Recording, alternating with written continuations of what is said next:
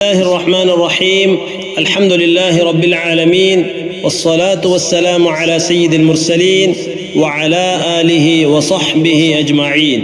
القاعدة العثمانية عثماني قاعدة التغليظ والترقيق في اللام. ലാമിനെ ഖനപ്പിക്കലും നേർപ്പിക്കലും.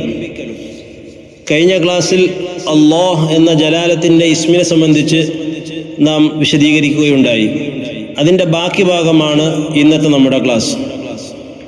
ലാമിൻ്റെ ഉച്ചാരണം നേർപ്പിച്ചാണെങ്കിലും അല്ലാഹ് എന്ന ജലാലത്തിൻ്റെ നാമത്തിൽ മാത്രം ഫത്ഹിനോ ലമ്മിനോ ശേഷം വരുമ്പോൾ കനപ്പിച്ചാണ് ഉച്ചരിക്കേണ്ടത്. ഉദാഹരണത്തിലേക്ക് ശ്രദ്ധിക്കാം. അബ്ദുല്ലാഹ്, ഖാലല്ലാഹ്. ഫത്ഹ് ജലാലത്തിൻ്റെ ഇസ്മിൻ്റെ മുമ്പ് ഫത്ഹ വന്നപ്പോഴും ലമ്മ വന്നപ്പോഴും അല്ലാഹ് എന്ന് കനപ്പിച്ചുകൊണ്ട് തഗ്ലീദ് ചെയ്തുകൊണ്ടാണ്. അതേസമയം അല്ലാഹ് എന്ന ജലാലത്തിൻ്റെ ഇസ്മിന് മുമ്പ് കെസ്റാണ് വന്നതെങ്കിൽ, കെസ്റിന് ശേഷമാണെങ്കിൽ നേർപ്പിച്ചാണ് ഉച്ചരിക്കേണ്ടത്. അഥവാ ബിസ്മില്ലാഹ്, ബിസ്മില്ലാഹ്, അൽഹംദുലില്ലാഹ്. അവിടെ ലില്ലാഹ് എന്നത് ശബ്ദോടുകൂടിയാണെങ്കിലും തർക്കീഖോടുകൂടി നേർപ്പിച്ചാണ് ഉച്ചരിക്കുന്നത്. ഇജ്മാ ഏകാഭിപ്രായമുള്ളതിനാൽ മേൽ നിയമങ്ങൾക്ക് വിരുദ്ധമായി കെസ്റിന് ശേഷം ലാമുൽ ജലാലയെ ഖനപ്പിക്കലും ഫത്ഹിനും ലമ്മിനും ശേഷം നേർപ്പിക്കലും ഹറാമാണ്.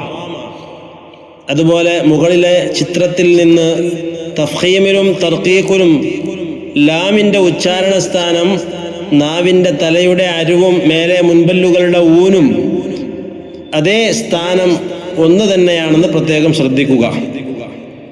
അഥവാ അല്ലാഹ് എന്ന് ഉച്ചരിക്കുമ്പോൾ നേരത്തെ പറഞ്ഞതുപോലെ പല്ലിൽ തട്ടിക്കൊണ്ട് ഉച്ചരിക്കുന്നത് അത് അബദ്ധമാണ്, ഭീമാബദ്ധമാണ്. അടുത്ത കാലത്ത് ഒരു സഹോദരൻ ചോദിക്കുകയുണ്ടായി, അലിഫ് ഫത്ഹ ആ, വാവ് ഷദ്ദ ഫത്ഹ ഔവ, അതേപോലെ കാഫ് ഷദ്ദ ഫത്ഹ അക്ക, ലാം ഷദ്ദ ഫത്ഹ വരുമ്പോൾ അല്ല എന്നല്ലേ ഉച്ചരിക്കേണ്ടത്, അല്ലാഹ് എന്ന് എങ്ങനെയാണ് ഉച്ചരിക്കുക എന്ന്. അവിടെ തർക്കീഖ്, തഫ്ഖീം, തഗ്ലീദ് പോലെയുള്ള വിശേഷണങ്ങളാണ് അതിനെ പ്രത്യേകമാക്കുന്നത് എന്നതാണ് അതിൻ്റെ മറുപടി. കാരണം ലാം തന്നെയാണ് മഖ്റജ്, അതേ മഖ്റജ് തന്നെയാണ് വിശേഷണം ഒക്കുമ്പോൾ വിശേഷണത്തിലുള്ള വ്യത്യാസങ്ങളിൽ, സിഫത്തുകളിലുള്ള വ്യത്യാസമാണ് അതിനെ വ്യത്യസ്തമാക്കുന്നത്.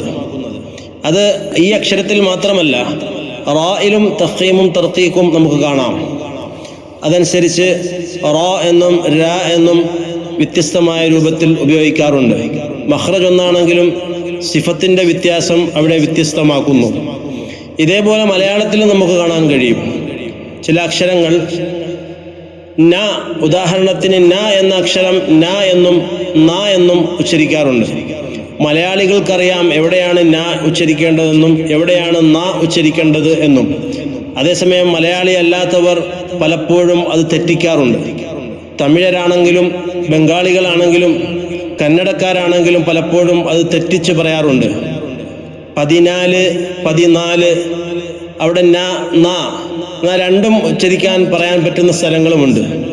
മറ്റൊരു ഉദാഹരണം പറയാം. മഹാനായ, മഹാനായ എന്ന് പറയുമ്പോൾ ഒരാളെ റെസ്പെക്റ്റ് ചെയ്യാൻ വേണ്ടി നാം ഉച്ചരിക്കുന്നതാണ്. അവിടെ മഹാനായ എന്നതിന് പകരം മഹാനായ എന്ന് പറഞ്ഞാൽ രണ്ടും ഉച്ചാരണത്തിൽ ചെറിയ വ്യത്യാസം മാത്രമേ വന്നിട്ടുള്ളൂ. പക്ഷേ വലിയ ഭീമാബദ്ധം അവിടെ വന്നിരിക്കുകയാണ്.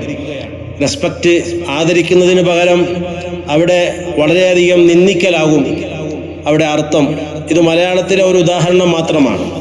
എന്നതുപോലെ തഫ്ഖീമിൽ അറബി അക്ഷരങ്ങളിൽ ലാമിന് പ്രത്യേകിച്ചും ഉള്ള വ്യത്യാസം ഇതാണ്. സിഫത്തിൻ്റെ വ്യത്യാസമാണ്. സമയപരിമിതി കണക്കിലെടുത്ത് ചുരുക്കി പറഞ്ഞു എന്ന് മാത്രം. അല്ലാഹു തആല നല്ല രൂപത്തിൽ ഉച്ചാരണ ശുദ്ധിയോടുകൂടി ഖുർആൻ പാരായണം ചെയ്യാൻ അല്ലാഹു തൗഫീഖ് നൽകുമാറാകട്ടെ.